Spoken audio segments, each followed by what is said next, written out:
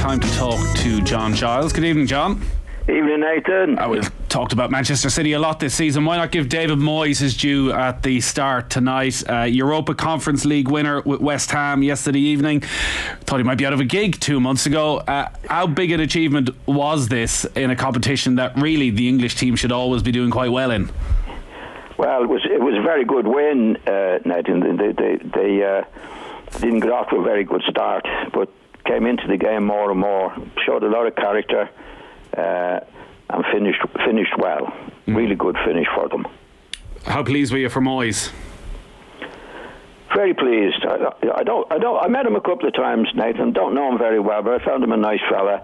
There was a lad called Jimmy Lumsden who played with me at Leeds and didn't make it there, and he was an assistant to David Moyes at Everton and that for a long time. And I met him. I met David Moyes through Jimmy Lumsden, and he came across a very genuine lad, good football man. Nathan, yeah, good lad. It was his first piece of silverware since leading Preston to the second division title back in the year 2000. If you don't count the Community Shield he won with Manchester United.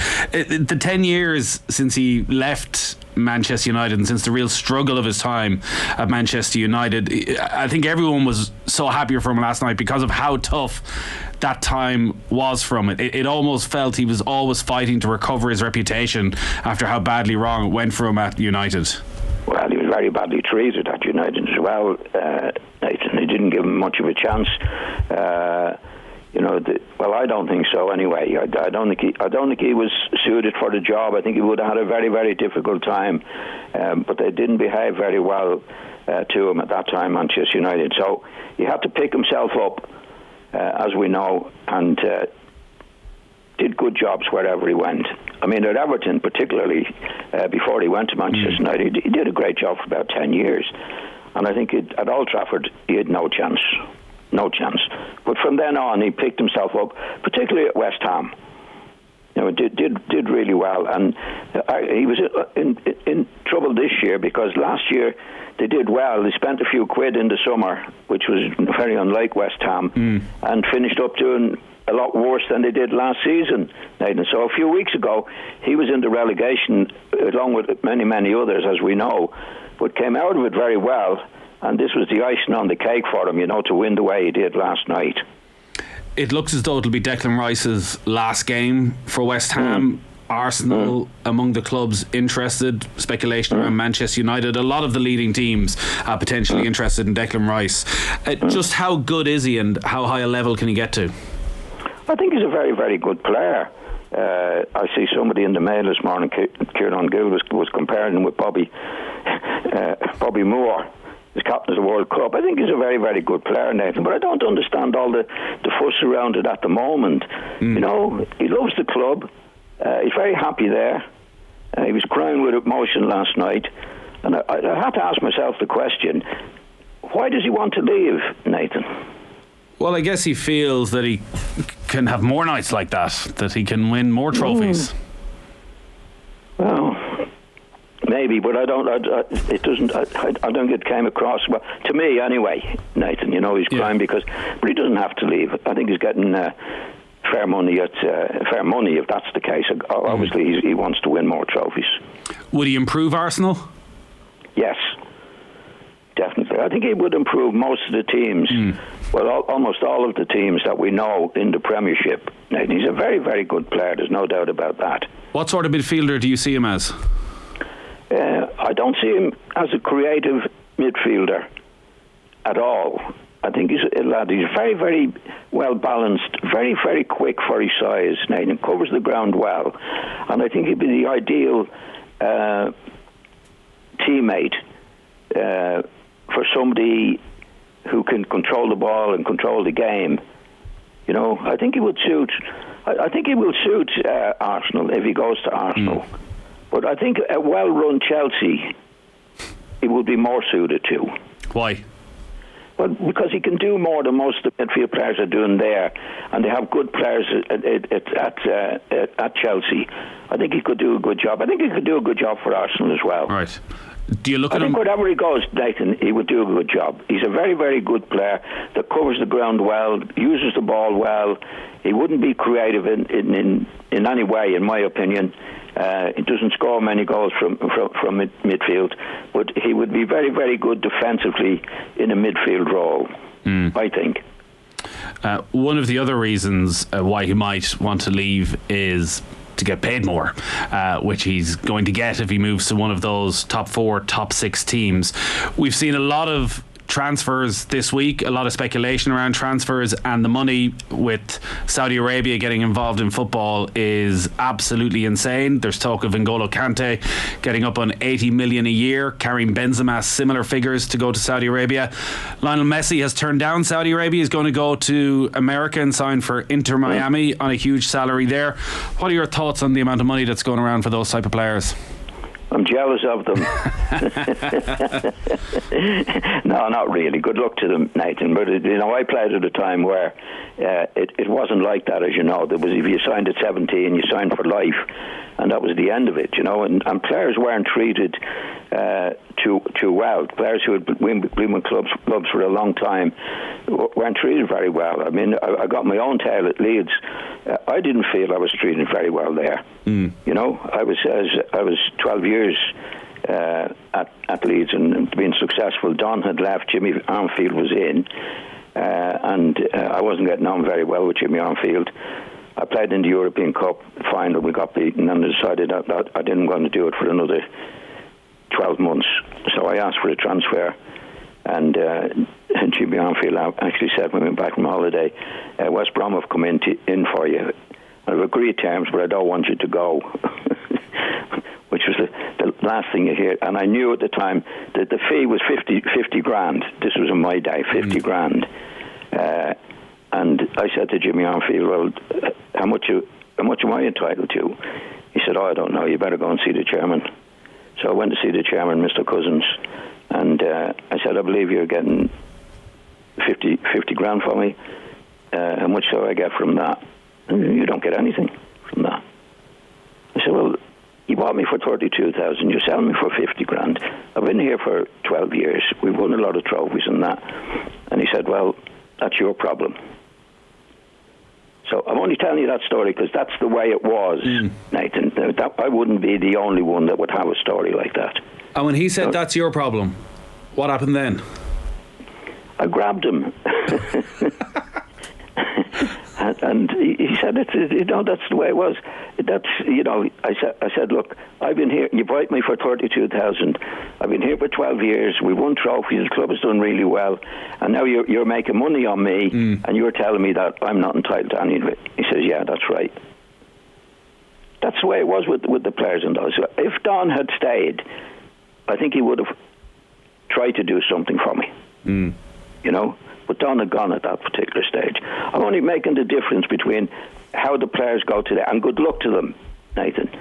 Good luck to them. As you know, if you sign a 3-year contract now, you're free agent, you go wherever you like. Right? That's the way it should be. It wasn't in our day, and I'm telling you that a lot of players were very, very, very, very badly treated in my time. And did they ever give you anything? Well, what they did, they brought a team to West Brom to play in the testimonial match for me. Right. Which it didn't cost them anything, but they did that. Okay. But it was a few quid. Yeah. I think your experience is probably then the reasoning as to why, when you look at Messi and you look at Kante and Benzema and Ronaldo, that sense of actually go and get the money, that the players deserve it. A lot of people are probably starting to look at the money and feel it's somewhat obscene, and it's bringing football away from the average sports fan. Well, you had I don't think so. I mean, if Messi's doing what he's doing, and there's a lot of great names in there, Nathan, doing what's available. Like things like that weren't available in my day. The club owned you, and that was it. Whereas now, first of all, there was no football in the countries that the players are going to now, Nathan, as you know. I mean, when I was leaving, I might have got a season or two, in Saudi Arabia or America or wherever it was, particularly Saudi Arabia, as the players are today. And good luck to them. You got your few months in Philadelphia. He's gone to America, isn't he? Yeah. You got your few months in Philadelphia. Yes, that was in between seasons. Yeah, at the end of the day. At the end. Yeah, and enjoyed it as well. Yeah. Yeah. So let's talk about Manchester City. Okay. The FA Cup final first. Looking back, last weekend they edged out Manchester United in the end. The scoreline was close. Did it feel like a close game? I thought they outclassed United, to be quite honest, Nathan. I think, as we know, City got a penalty that was, in my opinion, outrageous to put them in the game, to make it 1-1. City the Jack Grealish handball. Sorry? The Jack Grealish handball. You weren't having it? Yes. Yeah. That was that put them back in the game when City were on top. City were playing really well, but City did well. They overcame that particular situation, Nathan. And deserved to win it. The goal after 13 seconds from Ilkay Gundogan. His form over the last couple of months of the season, he's in contract negotiations. There's some speculation that maybe he will go to Barcelona. Have you been surprised by the level he's got to over the last few weeks? I'm amazed, Nathan, of my own judgment of him in over a long period of time. I looked at him as a midfield player, and I never saw him getting on the ball at midfield to create things. But I never took any notice, and I should have, of his goal scoring. He's a goal scorer, Nathan. He's not a midfield player that he's okay in midfield, A to B, but he's not a midfield player that dictates things. But his goal scoring has passed me by, and I should have known better, because he got, even at Everton a couple of weeks ago. I mean, he scored in a tight match. He scored 2 and made the other one. They got into trouble in last season, I think, of Villa, and he's come up with a couple of goals again this season. He's been remarkable, and I must say, if he knew me or I knew, I'd have to apologise to him for my rating him. Right. He's really, really important. The goals he scored. I mean, last week again, he scored the 2. The first goal was incredible. I've never seen one like that before. The quality of the finish. Sorry? The quality of the finish. Yes. I mean, did he catch it on the volley or the half volley? And it's coming over his head. It was a remarkable goal. And then he scored a second one, to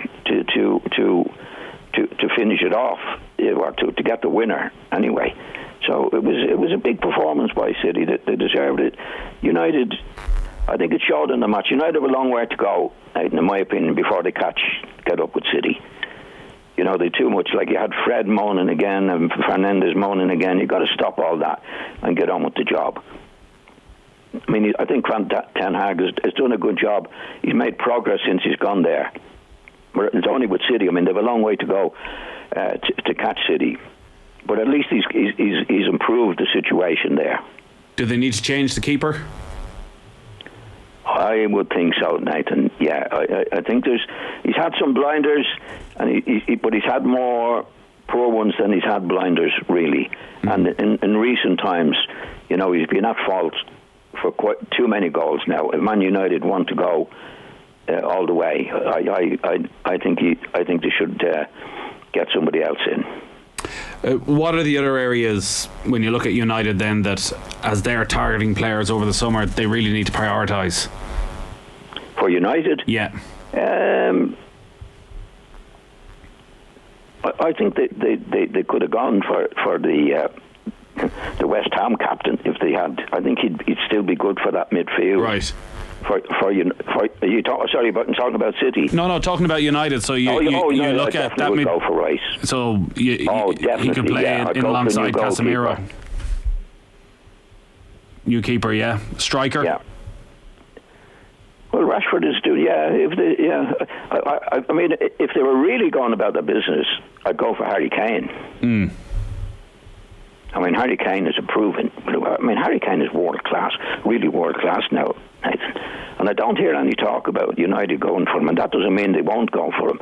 But certainly, if I were in his position and I had the money, had the resources, I'd go for Kane, definitely. Yeah, there seems to be a bit of speculation that Daniel Levy won't sell him to another English club, which is maybe where Real Madrid come into it.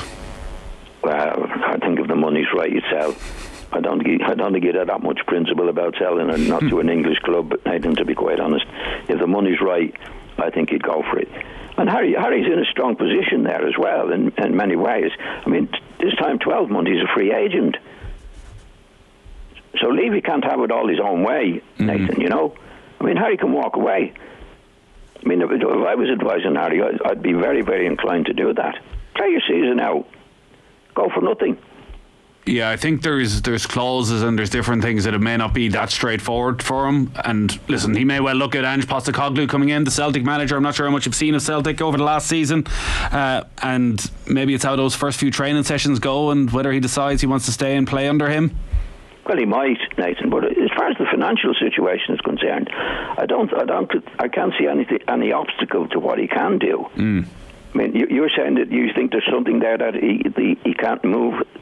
He can't go straight. It mightn't be that straightforward from now at the end of the season, but why, Nathan? Why would you say that? Just with the length of his contract, that he may not have. I think there's 12 months after that as well that he may have to stay for. So then he's not a free agent.